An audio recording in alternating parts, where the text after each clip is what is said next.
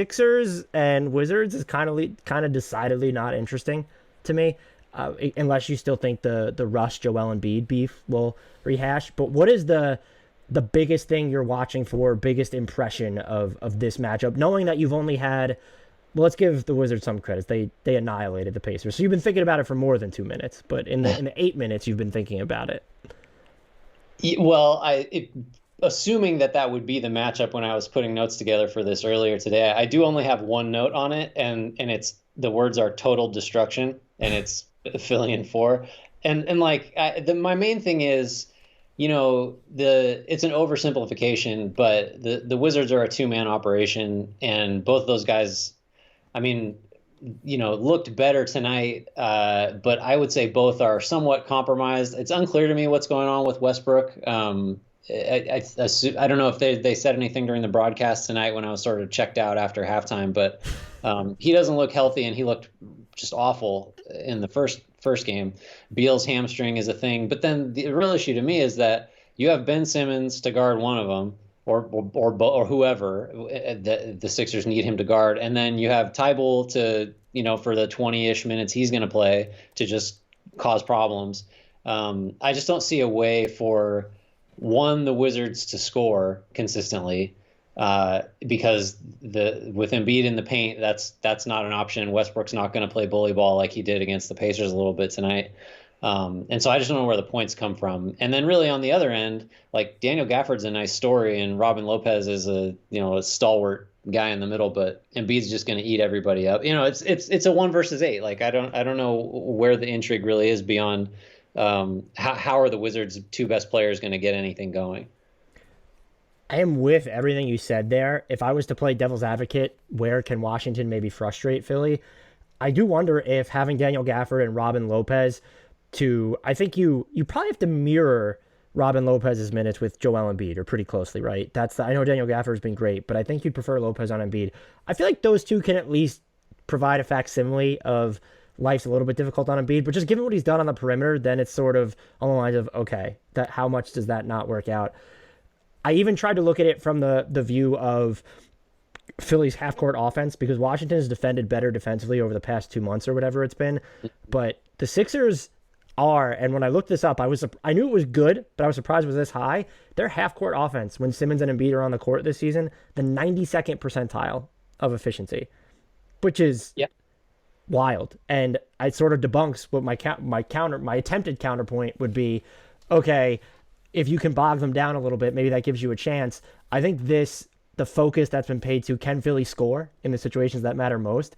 There's been too much attention actually paid to it, because they can. And even if Simmons concerns you, which I think, fair, Embiid has been on another level this year with his shot making from the perimeter. To say that they don't have that conventional crunch time weapon, it's at once true, but also false, because you don't need him with the way that Joel Embiid is playing right now.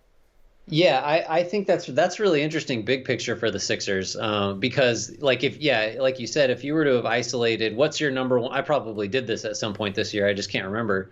If you had to isolate, what is a concern that might come back to bite each team in a playoff series? And like, the numbers are what they are, but I think it would have been still fair to say, like, how are the Sixers going to score in crunch time against a defense that has seen them 5 games in a row or whatever it is, and Ben Simmons is on the floor? Like, that still to me is a legitimate concern, even though the numbers are good. But that's a huge deal if that is just no longer an issue, because then, in terms of poking holes in the Sixers, you're really just sort of left with, well, Joel Embiid, can't stay healthy, which is just, that's an issue for injury is a concern for every best player on every playoff team. So that's a big deal.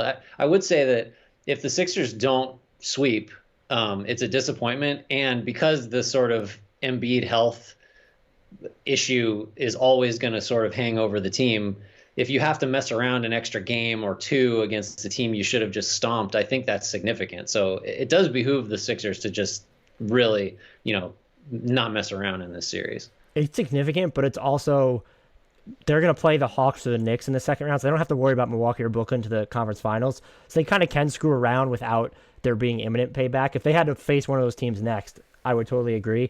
For Washington, I don't want to dump all over them. If Beal and Russell Westbrook are right, That's a big ass what if at the moment. They have real talent at the top to where do they have two of the three best players in this series, depending on how you feel about Ben Simmons. In a vacuum, I'd probably still say no. Beal might be the second best, or can be the single best player in the series. But I do think both Russ and Beal are capable of being two of the three best players in the series. That helps them a ton. I do think they can at least get Philly's defense sort of moving, depending on how much they rely on Garrison Matthews. I did wonder if it would help should the Sixers rely on Matisse Thybulle more than they did during the regular season. Does that put any extra pressure on their offense to where it gives Washington just some opportunities to come out? But I filtered out the data, and this isn't the end all be all, but like the Sixers half court offense with Simmons, Thybulle, and Embiid on the court, 89th percentile of efficiency this year. And so I find myself struggling to get concerns.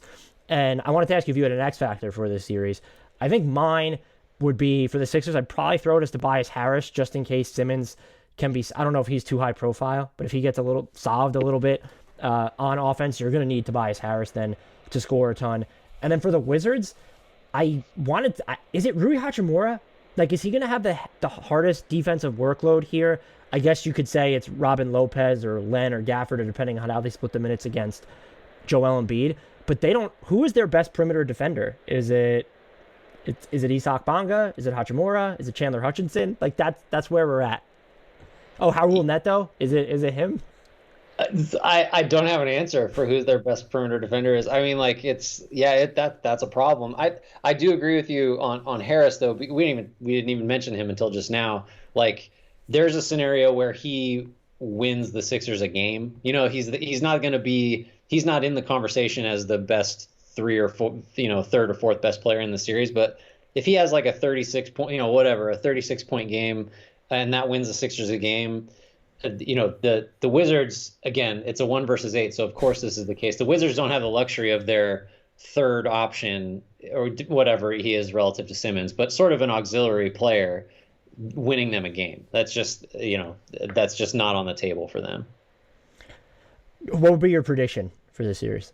I think it's a sweep. I think it has to be Sixers, and if it like 5 is as long as it could possibly go in my imagination, especially because again the Beal hamstring is if Beal is compromised at all or significantly, I don't know where the points come from. Maybe the X factor is his hamstring, because if you have Embiid waiting in the paint for Russell Westbrook, you need everything that Beal does infinitely more. Yep. I'm going Sixers in 5 just because I think Beal, Russell Westbrook get them at least a game, and there's a game where Davis Bertans goes supernova. So I just don't think it's going to be competitive.